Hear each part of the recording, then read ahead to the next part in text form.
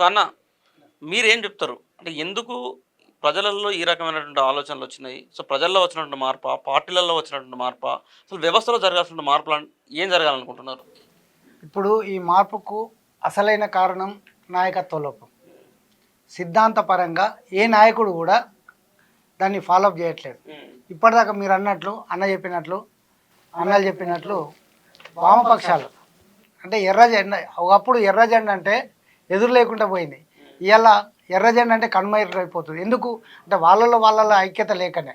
ఇవాళ సిపిఎం ఉన్నారు. మేడే వచ్చిందంటే ఇక్కడ సిపిఐ ఇక్కడ సిపిఎం ఉండి దునియాక మజ్దూర్ ఏకో అంటారు, కానీ ఇద్దరు ఒకటి కాదు. ఎందుకు ఇట్లా ఇది వైఫల్యం. అందుకే ఒక కవి అన్నాడు, ఎర్ర జెండను ఎట్ల ముంచినారు కమ్యూనిజాన్ని కాట్ల కలిపినారు, దొంగ కమ్యూనిస్టుగాలను ఎండగట్టరండో నాయన, భారతదేశం భాగ్యసీమరా కనీస అన్నట్టు ఈ దేశంలో సకల సంపదలు ఉన్నాయి, కానీ దాన్ని స్వార్థకం చేసుకునే నాయకత్వం, బలమైనటువంటి నాయకత్వం రావట్లేదు. ఇంకోటి మీరు అన్నదానికి ఇవాళ ఇప్పుడు జరుగుతున్నటువంటి మార్పుల కారణం ఆనాడు బాబాసాహెబ్ అంబేద్కర్ ఆయన యొక్క ఆలోచన విధానం, ఆయన యొక్క ఒరవడి, ఆయన రచించినటువంటి ఆ మహాగ్రంథం భారత రాజ్యాంగం. అందులో మనం ఇలా ఇన్ని మతాలు ఉన్నాయి. మన భారతదేశం లౌకిక దేశం అంటాం, అందరికి అన్ని మతాలు ఉన్నాయి, అన్ని మతాలకు స్వేచ్ఛనిచ్చింది. కానీ ముస్లింలకు ఖురాన్, హిందువులకు భగవద్గీత, సిఖ్లకు ఇంకోటి, తర్వాత క్రైస్తవులకు బైబిల్. కానీ ఈ మూడు మతాల కంటే ఈ మతాలు మంచి నేర్పవు, కులం కూడుబెట్టదు. ఈ మూడు మతాల కంటే, ఈ మూడు గ్రంథాల కంటే మనిషికి విలువనిచ్చినటువంటి అసలైన సిసలైన గ్రంథం భారత రాజ్యాంగం. అది ప్రతి ఇంట్లో ఉండాలి, ప్రతి వ్యక్తి చదవాలి. అది అప్పుడు. కానీ ఇప్పుడు మదమెక్కిన ఇప్పుడు గౌరవనీయులు అమిత్ షా గారు భారత రాజ్యాంగంతో అందులో ఉన్నటువంటి విలువలతోటి నువ్వు ఒక కేంద్ర మంత్రివై, హోమ్ మినిస్టర్ వై ఇలా అంబేద్కర్నే తూలనాడినటువంటి నికృష్ట విధవ అంటే నీకు ఇక దేంతో పోల్చిన వేస్ట్ నువ్వు.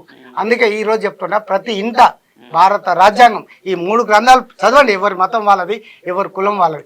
కానీ దాంతోపాటు రాజ్యాంగం యొక్క విలువలను, భారత రాజ్యాంగ పుస్తకం ప్రతి ఇంట్లో ఉండాలి, ప్రతి వ్యక్తి నేర్చుకోవాలి. అణగారిన వర్గాల యొక్క ప్రతి ఇంట్లో అంబేద్కర్ ఫోటో ఉండాలి, ఖచ్చితంగా ఉండాల్సింది. అంబేద్కర్ యొక్క స్ఫూర్తి, ఆయన కష్టపడిన విధానం, ఆయన వ్యక్తిగత జీవితంతో పాటు ఈ దేశం కోసం, అణగారిన వర్గాల కోసం, వాళ్ళ యొక్క అభివృద్ధి కోసం ఆయన పడినటువంటి తపన ఏదైతే ఉన్నదో, సో అది ప్రతి మానవుడు తన జీవితంలో తన బతకడంతో పాటు సమాజం కోసం ఎట్లా బ్రతకవచ్చు, ఏ రకంగా మనం జీవించవచ్చు, ఎట్లా ఫైట్ చేయవచ్చు అనేది నేర్చుకోవాలంటే అంబేద్కర్ యొక్క ఫోటో ఖచ్చితంగా ప్రతి ఇంట్లో పెట్టుకోవాలి.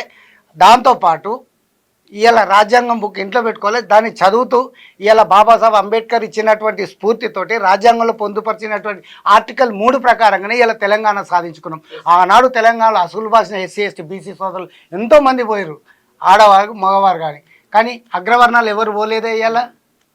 అందుకే అగ్రవర్ణాలు ఎప్పుడు కూడా కుర్చీ కాడు ఉన్నాయి, అధికారం కాడు ఉన్నాయి, ఉద్యమాల కాడ ఎప్పుడు అణగారిన వర్గాలు ఉన్నాయి. కాబట్టి ఈరోజు ఆనాడు అంబేద్కర్ కళలు కన్నటువంటి నిజమైన స్వాతంత్రం రాలేదు. ఎందుకని అంటుందంటే ఇలా ఎస్సీలకు నేను ఒక ఎస్సీ దళిత బిడ్డ, నాకు రిజర్వేషన్ ఉంది, ఎస్టీలకు రిజర్వేషన్ ఉంది, మైనార్టీలకు రిజర్వేషన్ ఉంది. కానీ ఈ దేశంలో అత్యధిక శాతం ఉన్నటువంటి బీసీలకు, ఒక 60% పైన ఉన్నటువంటి బీసీలకు రాజ్యాధికారం లేదు.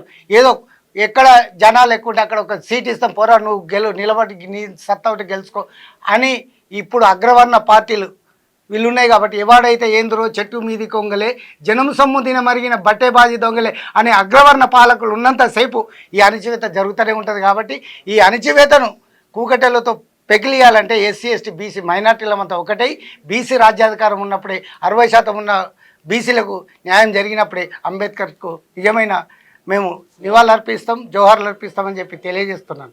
మీ కలల ఇల్లు హైదరాబాద్ ఫిజాదిగూడలో అందుబాటులో ఉంది. 86 గజాల విస్తరణ, 1500 స్క్వేర్ ఫీట్, కార్పెట్ ఏరియా, ప్రశాంతమైన వాతావరణం, విలువ పెరుగుతున్న ప్రాంతం, అదిరిపోయే డబుల్ బెడ్రూమ్ ఇల్లు, బ్యాంక్ లోన్ సౌకర్యం కలదు. ఈ అద్భుత అవకాశాన్ని మిస్ కాకండి. మరిన్ని వివరాల కోసం సంప్రదించవలసిన నెంబర్లు. లైక్ చేయండి,